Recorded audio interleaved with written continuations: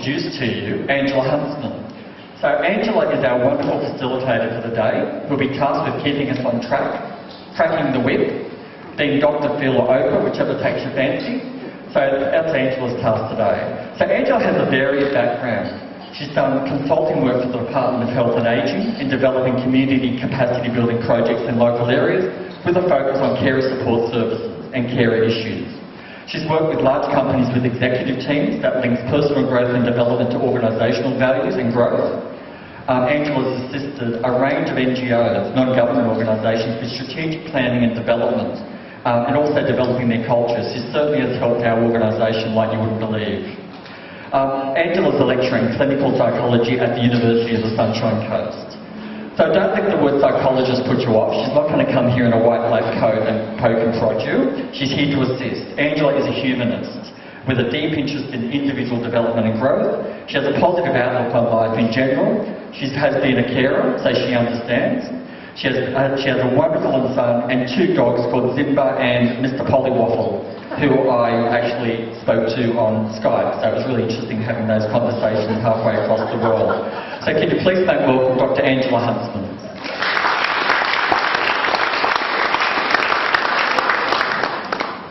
Good morning, and the ladies at the back of the room are going to let me know if they can't hear me. I've got a thumbs up. So our mission control is in the kitchen. If you've ever doubted it, it's all about the food, right? It's a pleasure to be here. And when we gather people together, we create something. And the things that we create really come down to what life was like for human beings before television, before radio, before books. This is very hard to speak into a microphone. I like to meander. But what people did do was tell stories. That's all they did, was tell stories. It's how one generation survived to the next because of the stories, because contained in the stories was the perfect meal of knowledge. You had the emotion, you had the information, you had the outcome. And that was the only schooling you needed to survive. I don't think many of us, without cars and automobiles and businesses, could survive a night out in the wilderness. We don't have those stories. So when we look at why these gatherings can be so powerful, it's because we're really gathering to tell stories. And I don't want to minimize them and call them stories, but I want to make them powerful, because there is nothing like a story. If you've ever sat with a child and told them a story, they're enraptured with the idea of the vivid imagery that comes to mind. When we look at our lives and what you are all experiencing in the carer role, it can be a lonely road. I personally cared for my father. He was 86 years old and he was diagnosed with multiple myeloma, which is a cancer of the bone marrow. And we think he was exposed to some radioactivity during World War II when they didn't really know what they were quite dealing with. And so I took my work to part-time. I didn't have children, which was a saving grace. I don't know how it is done with children in tow, but it is done. And so these people walk on water. You all walk on water for me. So for a year and a half, I walked in the caring role. I lived in the United States, where there are no public services in the United States. And so when my husband and I, after my father died, decided to come here to raise our son, we were exposed to an amazing world where people are provided and have a can-do spirit as well. So my work with Suncare has exposed me to really understand, as has been described in so many ways, that this is not only a hat that you wear. You're not carers because it's a job description you took on. You do this because you love the people you're caring for. There's no doubt about it. Today's journey together that we're going to take is about looking at the different experiences we've had and how they impact us, you. Because you have to take yourself along on this journey. You cannot leave yourself behind. You benefit the family that you care within, the carer that you have in front of you. And It's a cycle that needs to refresh and renew. And so we're going to explore the ways in which we can refresh and renew and expand not just our sense of feeling good and feeling energized, but about knowing how and when to do that. We're going to have a wonderful day. We've got in our midst a really fabulous woman whom I will introduce in a second. But I want to take some time to talk to you about what all human beings need. In my research, in my lecturing, I've been very passionate about what motivates us as people. People say, oh, we need 8 glasses of water and we need 8 hours of sleep. But I wanted to dig deeper to find out, what do we really need? And I think the things that I've uncovered are really only going to fill up 3 different buckets. Now, if you've ever laid awake at night, which we all have, I want you to think about these 3 buckets, because whatever you're worrying about will likely fall into one of these 3 buckets. So, what are these magical buckets? They're very simple, and so there's no big aha. You might even say, well, that's not even all that exciting. But when you start sorting your life into these buckets, you can tidy things up very quickly and know where you need to start when it comes to taking care of yourself. The first bucket has the unfortunate word of being called autonomy. It's a Greek word, and being Greek, it makes sense to me. But I'll explain it, because it's one of those words that even researchers tend to like to argue about what it really means. You can imagine going to a conference where all they're talking about is what this word means. Not very exciting, so I won't dwell on it. But I want to explain it. Autonomy is the sense that you have self-control over your life. That when you choose to do something, as simple as when you choose to take a walk, when you might choose to have that cup of tea, that's autonomy. If you lose autonomy, you start losing a great will and a great way to feed and support yourself. So autonomy is the first bucket. The simple act of taking a shower when it is suitable for you is important. And you'll see how these 3 buckets are another way of looking at your health and well-being. So that's the first bucket. The second bucket we call competence. What does that mean? It's the notion that human beings should never stop learning. The minute you stop learning, you start dying. In my work with retirees and looking at corporate executives, we think work is the most evil thing on the face of the earth. Isn't it the funniest thing? But at the end of the day, if you love your job, or you can find something about your job that you love, it can feed you. So do our hobbies, our avocations. The things that don't earn us any financial gain, but give us great creative pleasure. So it isn't just doing that hobby that you love, but competence is about, say if you knit. You wouldn't really want to knit the same sweater over and over again, would you? It would get a bit old. But let's say you joined a knitting group, or found a friend who knit just a little bit better than you, and could teach you something.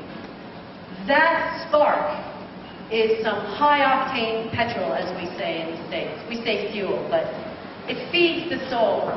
To have something to look forward to, for your brain to know that you're learning, is amazing. And that is what feeds the gray matter. We have so much capacity, and it's so untapped. When you run out of ideas, don't think of your brain as an empty tube of toothpaste. We only really use 13% of our brains. So when you're out of ideas, then you start digging in to the rest of what you've got. So stay in a learning mode.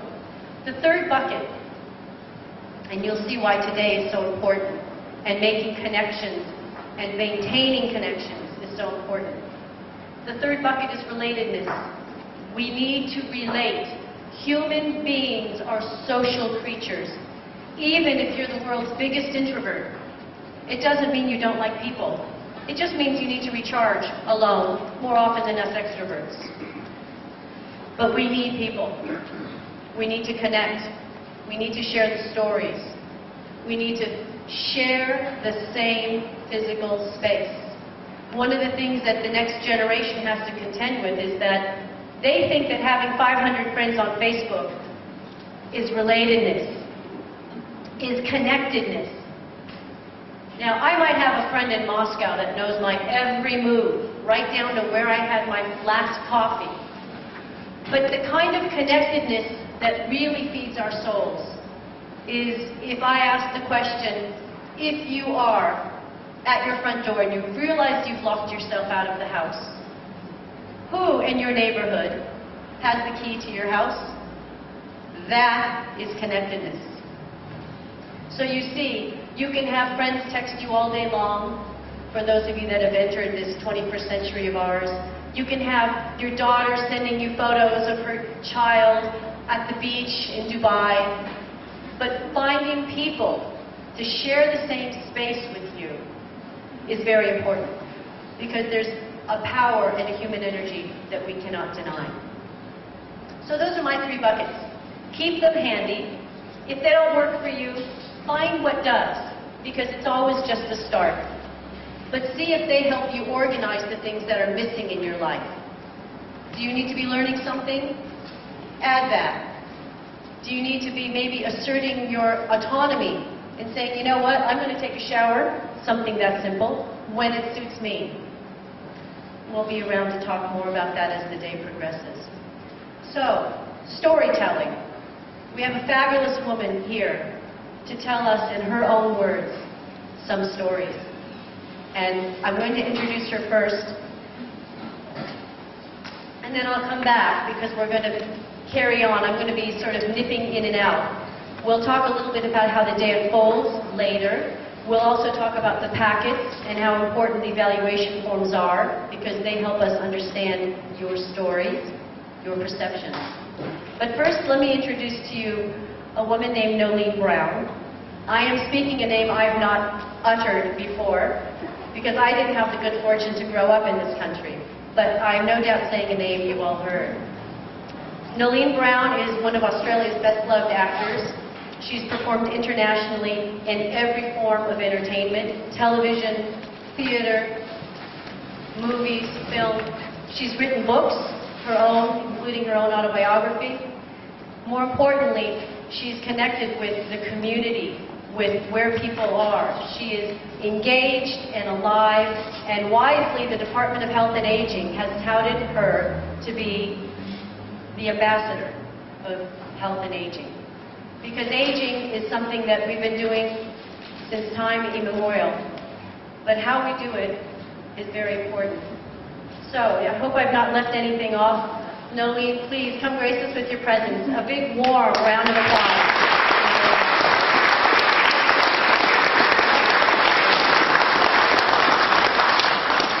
Hello, everyone. Angela actually gave you a lot of messages that I discuss with people as ambassador for aging. So I thank you for those. I would also like to acknowledge the traditional owners of the land we stand on today, and thank you very much for that wonderful welcome to country. I'm very happy to be here. I've got a list of things that I will refer to, so I'll put the glasses on. Now, I might ask for a glass of water halfway through, because as you get older, a lot of things dry up. So, I just want to let you know how pleased I am to celebrate the wonderful work of carers. And hats off to Suncare Community Services for putting on this great event, which is about acknowledging people who spend their lives helping others. Now, a lot of you here would remember Graham Kennedy, because Graham Kennedy was, in my opinion, the most talented person on television. Graham, of course, thank you, I can see my water boy there. Graham didn't look after himself, so he was a very good cook. And he had a small circle of friends who were very loyal to him and whom he loved. So Graham lived on his own in the country on a farm called Clydesdale, named after his favourite horse, which was a Clydesdale. He called that horse Dave, and he lived there with Dave and a golden retriever called Henry. And he would look at his marvellous cookery books and decide what he was going to cook himself for lunch. So he'd sit on the couch, turn the page, pour himself a gin and tonic, have a Gauloise cigarette. I don't know if you've ever had one of those, but they knock your head off. Turn the page, have another look at another recipe, have another gin and tonic and another Gauloise, and forget to eat. Now, you know, I often bring him up in stories when I'm discussing anything about healthy and active ageing at the men's shed. Because if Graham had discovered the men's shed, he may not be dead. And, you know, we've missed out on so much in the few years since Graham passed on at the age of 71. And as I am now 73, 71 seems a very young person. So he was far too young to die. However, his health was so bad that my husband and I actually became his carers. So I do know about the responsibilities of care. I do know how difficult people you are caring for can be. And then eventually, after Graham's health became so bad, he had to go into an aged care facility where he was cared for by wonderful people who devote their lives to doing that for people they don't even know. Graham was still very funny while he was in care, even though he had suffered some brain damage. He was still pretty quick-witted, and a doctor came in to see him shortly before he died. He had pneumonia, and it wouldn't respond to any treatment. He'd had it a few times. So the doctor thought it was better that Graham should prepare for the inevitable. So the doctor came into Graham and said, "Graham, this is pretty bad." And Graham said, "How bad?" And he said, "Well, it's very bad, Graham. Is there anything you'd like to know?" And Graham said, "Yes, why do you doctors charge so much?" And I have to say that they were almost his last words. And I think that's absolutely fantastic. So I'll just go back to my script, because I've got some important things to talk about you. And that's why we're here. We're not here to talk about me. We're talking about people who help others. And you probably know that there are almost 2.9 million wonderful people across Australia providing some form of unpaid or informal care. And almost 500,000 of these people are primary carers, and we know that what that means, they provide most or all of the care for a loved one. With one of my other hats, I'm a patron of Starting Points, which is a group of people who look after children and their relatives. These kids might have difficulties with learning, they might have profound physical problems and mental problems, and Starting Points is where they go as soon as they're diagnosed. The doctor says, "Go and see these people." Now, it's a marvellous place, because what they do is what we're doing here today, discussing strategies, how we can cope with problems that we face every day. And sometimes you think, well, I never thought of that. Of course, that's a good idea, but just getting out with people who have similar problems, you can actually share some of the load. So on Mondays, they open this community centre where they have their kids who actually go there to learn skills before they go into the school system. Now, they're there from age 3 months to 5 years of age. So every Monday, it's open to the whole community. So mums and dads and relations go to this place, and I go there as often as I can. Well, the kids are all looked after by a couple of people, while the parents go into another room, which I must say I provided that other room by being on a show and winning them enough money to build it. $125,000. But, you know, using my celebrity was wonderful because they meet in this room, whereas before they used to meet sort of around an electric jug. So there's a long story about the name of the room, but I'll tell you about it. It's called the Zanzibar Room, and later on I might tell you about how it became that name. But in this room, people cross-pollinate. They say, this is how I deal with it, because it's not in the textbooks.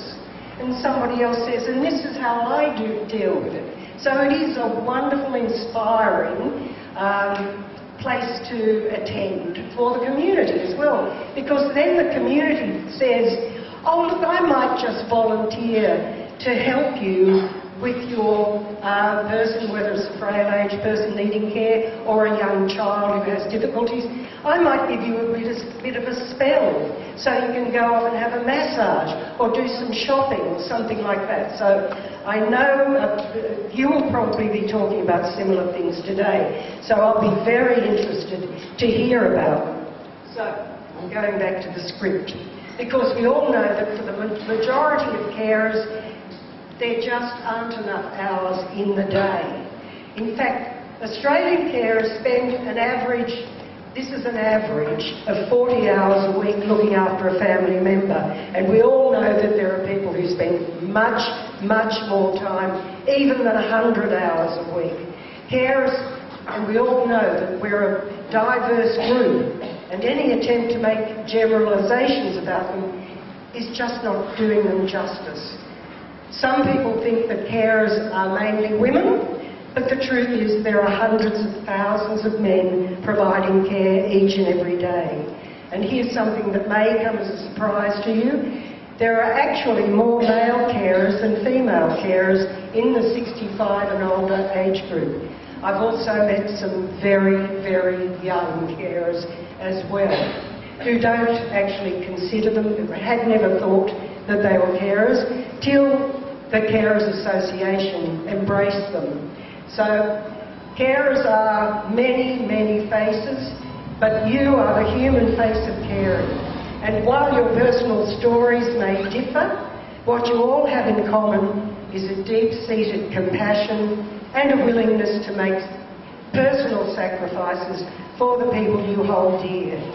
So as part of my job as Ambassador for Ageing, I've really been lucky to meet many carers around the country, particularly carers of older Australians, because I am the Ambassador for Ageing. And often those carers are older themselves. So it never fails to amaze me the level of commitment that carers have to a loved one who would otherwise need institutional care. And we all know that it is better for people to be part of their home, the home that they've loved all their lives, as a consequence of giving up much of their own time and energy to a loved one. Studies have found that carers often find they have little time left for themselves. In many cases, carers don't have the time for paid employment, or they need to work reduced hours.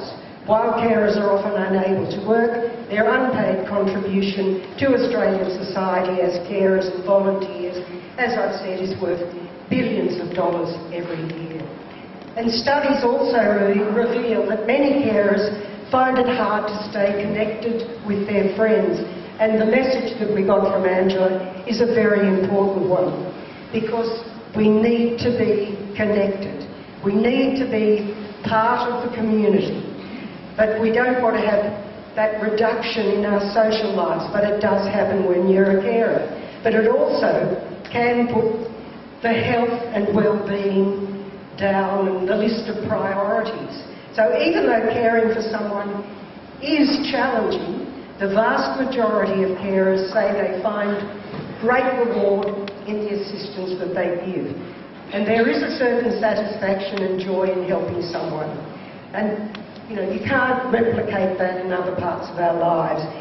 So when it comes to older carers, things can be more difficult because they're at a time in their lives when their own health and well-being needs more attention. So I believe that there should be a greater focus on older carers and also their needs. because almost a quarter of all carers in Australia are aged 65 years and over. And we all know that Australia's population is ageing, so that in 50 years, I think it is, 1 in 4 people will be over 65. So my message is to try and keep those people as healthy as possible. And I do know that from a personal story, a friend of mine is a carer of a mentally challenged child.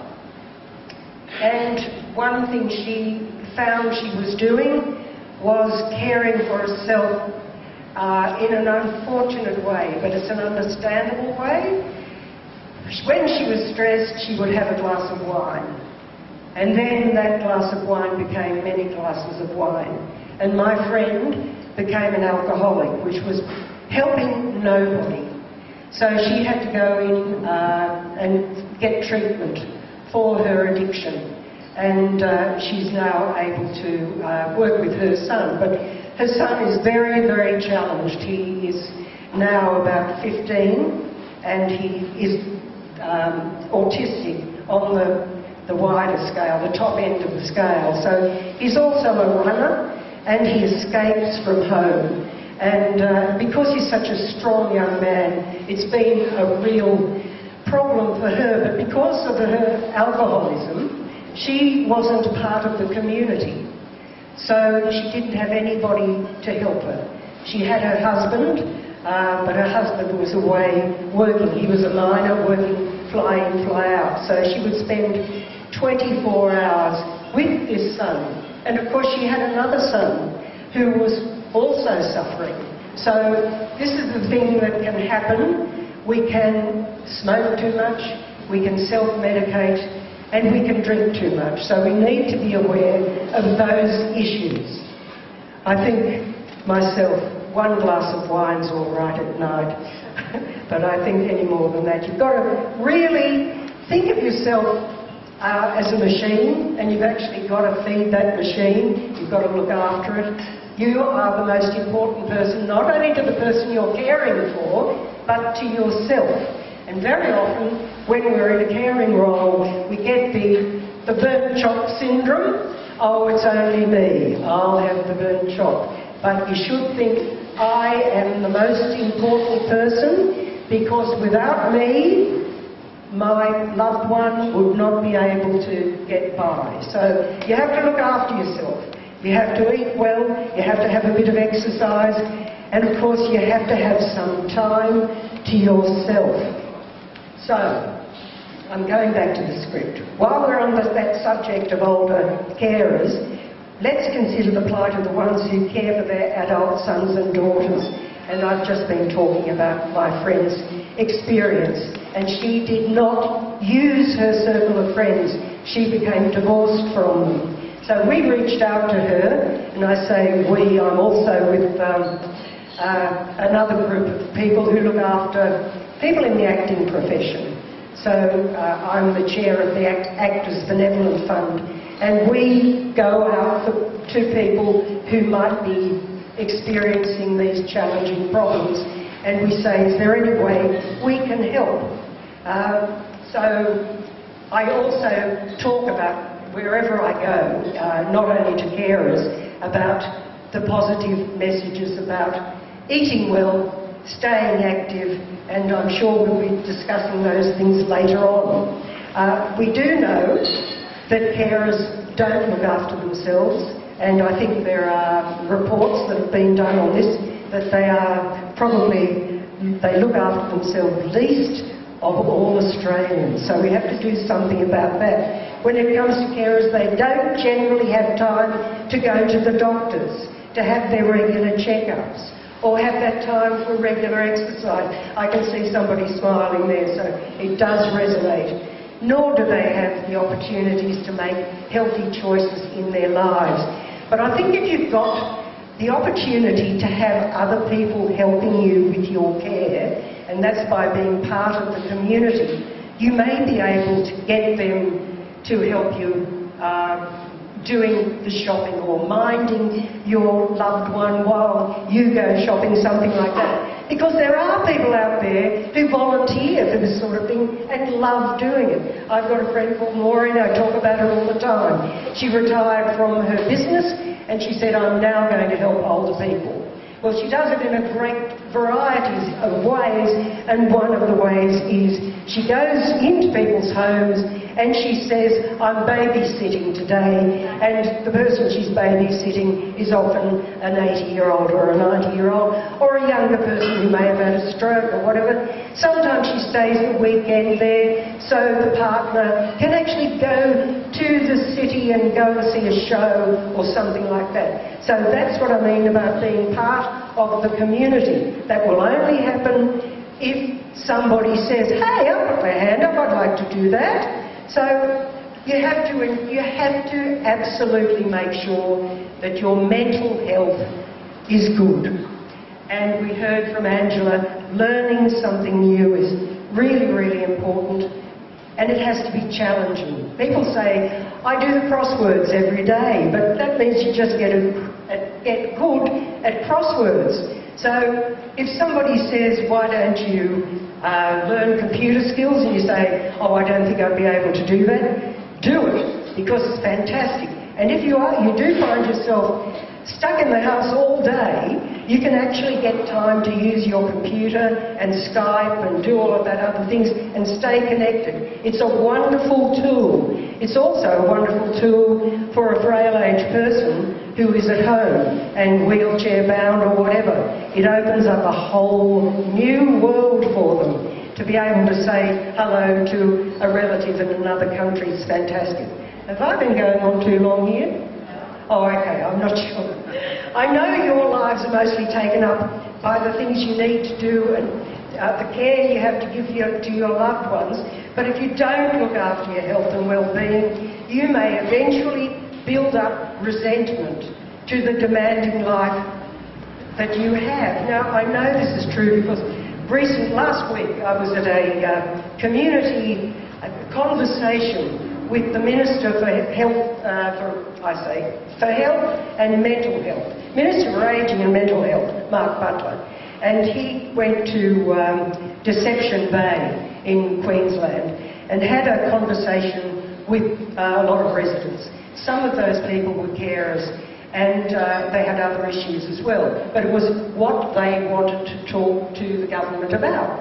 So if ever Mark Butler is in your community, you see that he's going to be there, I advise you to go and join that community conversation, because he is really on top of it and he's very aware of your issues.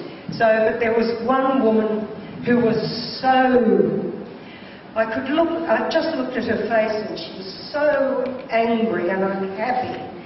And I thought, she's not got anybody helping her, obviously. She was bitter, absolutely bitter.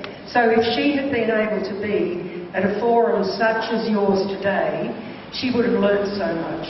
I know I'm dying to hear what you've got to say myself, but just by being part of this group would have helped her so much. And the word is resilience. You know, if you're resilient, you can just bounce back from everything. And if you have that resilience, you will lead a long and happy life. It's a really good clue. So I'm looking here at all your faces, and you've all got smiles on your faces. So there's no bitterness here, and I think that's wonderful. So the thing we need to avoid is that bitterness. So we're talking about happiness. You also need to do things that make you happy when you can. And that may mean going to the movies occasionally, having coffee with friends, going to the local markets, anything. Retail therapy, going up, picking them up, putting them down and pissing off, as they say. Any of those things are good for you, as long as there are people around you and as long as you don't spend more than you've got. I know your lives are mostly taken up by the things you need to do to care for your loved ones. But if you don't look after your own health and well-being, you are going to be full of resentment, and that's not good for you or the person you care for. So find that time for yourself. You deserve it, and it'll also be beneficial to the person you care for. If you are happy and your health is good, you will be better able to look after your loved ones. I'd now like to highlight some of the programs that are available to carers that you may or may not know about, but they are there to help you get support and improve your health and well-being. So there's the Commonwealth Respite and Care Link Centres, and they provide carers with information about how to access respite care. They're an important first point of contact for carers who would like to know about any of the local services that can be provided to them and to their loved ones. They can also give you information about the Australian Government's counselling and support services, which have been specifically designed to help carers such as you. This service is staffed by qualified counsellors who can help carers with their individual needs. So I know that there are many issues and many challenges facing carers, and I certainly appreciate if you feel tired and in despair from the weight that you have to carry on a daily basis. So it's really important to try and have a 15-minute nap if you can do it. It's very important, just lie on the floor with a telephone book at the back of your neck is very good. 15 minutes and you're absolutely revived. Some of you may even feel that there is not enough help out there to lessen your load.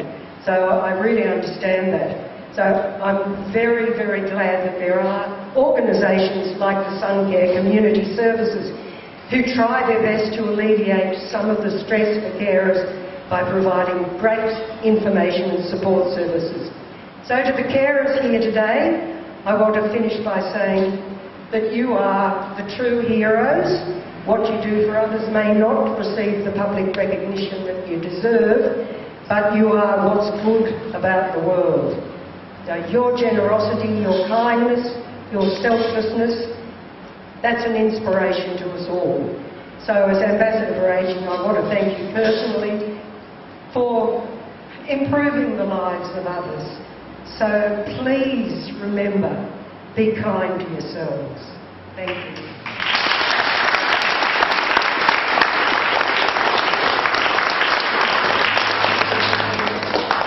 I'm not letting her go yet. We want her to stay, don't we? I could listen to you all day. We all could.